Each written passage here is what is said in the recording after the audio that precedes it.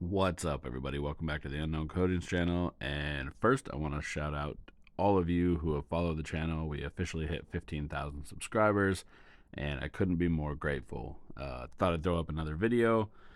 This one is about doing mostly the wipe technique, I guess, which has been kind of shown on this channel a couple different ways. But this is probably the smallest lettering that I have ever done this on.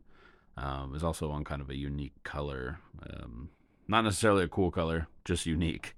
Um, of course, here we have a frame. It's been sandblasted. This actually was put in for outgas. I guess there was some issues with some welds on these particular frames at one point, so they all get outgassed now. And then we're taping off everything. So instead of using plugs, build these little tape cones. I probably should put up a tutorial. I've had, I don't know, a half dozen people ask me about doing these tape cones for things. I like them better than plugs for some applications, not all. Just kind of depends. Plus, trying to get through all of this green tape, so we can go back to the blue tape gang, or maybe amber tape, I guess. And I guess if you're watching this video, you either have an interest in bikes or maybe potentially powder coating. If you like powder coating content, make sure you hit that subscribe button and turn on all notifications. And while you're here, tap that like button. Give it a nice little tappy tap tap.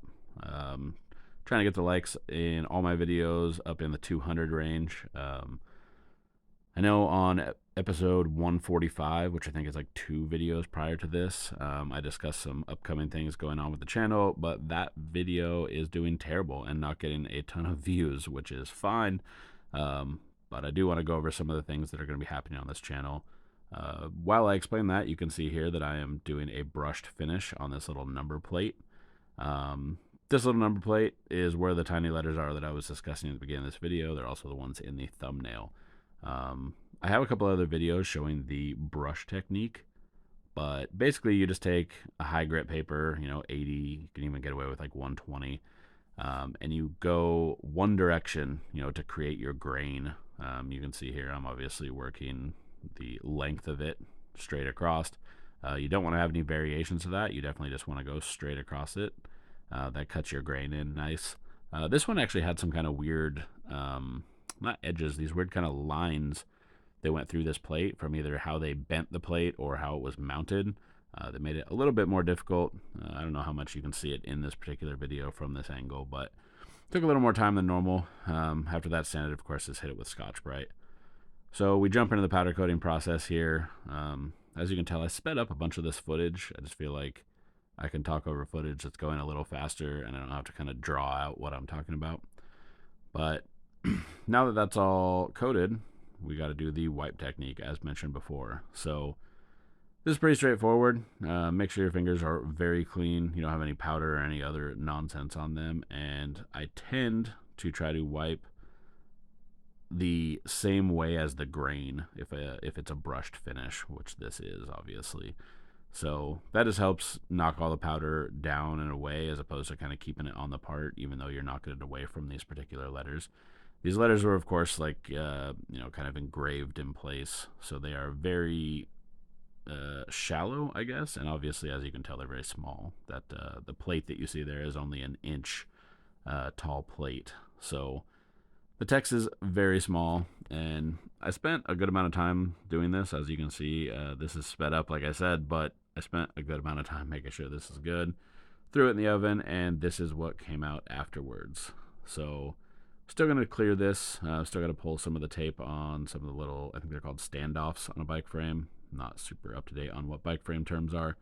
But then we've been throwing, what is this? Tiger's Bangle Clear, which is, of course, my clear of choice. While I'm clearing this, though, I do want to go over some of the things that I guess I covered in episode 145. There's going to be a couple new segments on the channel. One of them is powder coater reviews, powder coating videos, and not a way to bash other videos or anything like that. It has nothing to do with that. There just seems to be a good bit of misinformation and a ton of great information on YouTube, and I kind of want to go over and highlight the good information and kind of shout out those channels, as well as kind of explain where some of the other videos maybe have missed the mark. And then I'm also going to be doing a segment called 3 Minutes of Powder Coating, which is really just like powder coating news, new colors, equipment, things of that nature. Those are just going to be kind of filler videos in weeks. I'm going to try to get back to a couple videos a week and then also throw those in. So we'll see how well that goes. And I feel like I haven't mentioned it maybe in the last couple of videos, but if you like powder coating, or if you're, I guess, into powder coating or looking to become a powder coater or already a powder coater, there is a Facebook group called UKC Army that has a ton of useful information on it. Be sure to go check that out. And this is this thing out of the oven. I wish I could remember the name of this color. Obviously, it was something yellow. It's kind of a weird khaki type yellow. The clear made it a lot yellower, I guess. I don't know if that's a word. A lot more yellow. But the clear definitely made the plate and the standoffs stand out a ton. They look a lot better. The lighting here is kind of weird, but you can see just how small this text is. And of course, this came out great.